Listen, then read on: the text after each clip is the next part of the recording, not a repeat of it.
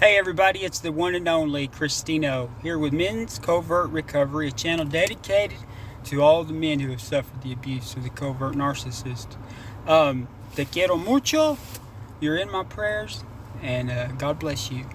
I hope everybody's doing good today and just loving yourself and staying strong. I think this might be my 10th video, and it's been rewarding, and I've seen myself improving as I make them. And my phone ran out of storage the other day, and I watch YouTube videos like to threw it out the window, but I hit some buttons and I fixed it. Videoing and it quitting in the middle was very, very annoying. I finally learned how to put tags on my videos, so I'm learning and I'm trying to do better, and I really truly want my material. I believe that somebody will come across and it'll help them. The video I'm making right now is over reactive abuse. I can honestly tell you 3 years out of it, I just heard the word reactive abuse maybe 8 or 9 months ago. But I'm going to tell you about reactive abuse. If you watch any of my videos, you'll hear me call a covert narcissistic relationship slavery and torture. The slavery, to me, is just doing everything. I mean, you're a slave. But when I speak of torture, reactive abuse for me was the torture part. I'm going to tell you what it is, how I seen it in my relationship, and the day I discovered it. Reactive abuse is a tactic that the narcissist, covert narcissist, uses to make you react. They get supply out of it. They stop getting good supply because they don't do anything for you to be proud or happy or to want to give them good supply when it's getting towards the end. So they want bad, because bad is just as good as good. I think they enjoy it more, especially at the end, because the reactions and the way you react, they're going to use against you in the smear campaign, and to use, to show that you're the crazy one. But reactive abuse is a tactic used by the covert narcissist that was used on me. And I can tell you, between us becoming narcissistic because of them, and us getting angry because they're not emotionally available for us and they use us and just abuse us, reactive abuse. And I know that there towards the end, I was like a firecracker, a black cat. Anything was just, I was blowing up. It's torture, guys. Reactive abuse, it's when the narcissist does things to provoke you, instigate you to get a reaction, so they can get supply, so they can start, people can see you reacting in ways that will match what they're saying at the end in the smear campaign. And it was done to me so much. Torture. When I realized and found out that this human being had been doing things to me to make me react, God, Lord have mercy. How sick is that? So reactive abuse, it's awful. It's torture. It's just one of the many tactics that the covert narcissist uses that's so sick and twisted and just unbelievable that a human could do that to another human being. When you watch videos and stuff on YouTube, you'll hear every survivor talk about that moment that they seen something that opened their eyes, or whatever it be. I'm going to call it my Twilight Zone moment. It was towards the end, and I had finally come to the decision that I was living in insanity. I had hung in my marriage 5 years longer than I wanted to for my sons. I wasn't happy. I was so lonely. But I had made up my mind that I didn't care anymore. So this day, I walked into my kitchen. Now take this in account.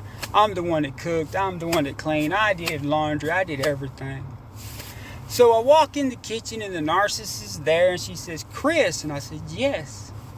She said, I did something. I said, okay, what'd you do?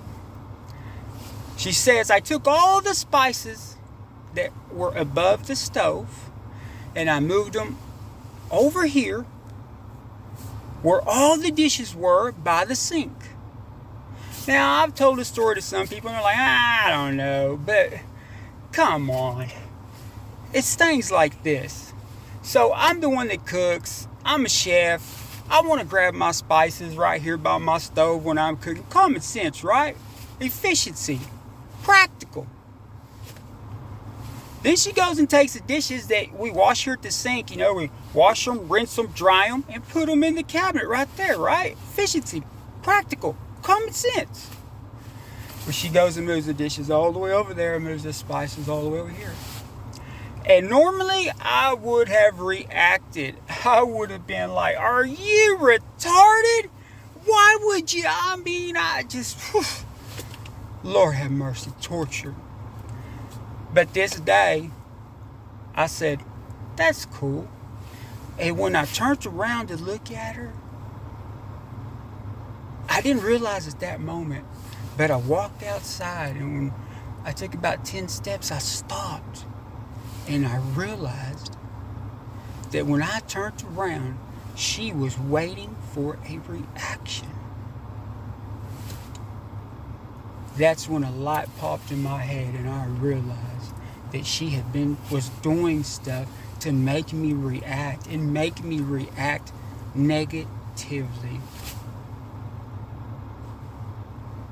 That was a Twilight Zone moment, guys. I can be honest with you. I was like,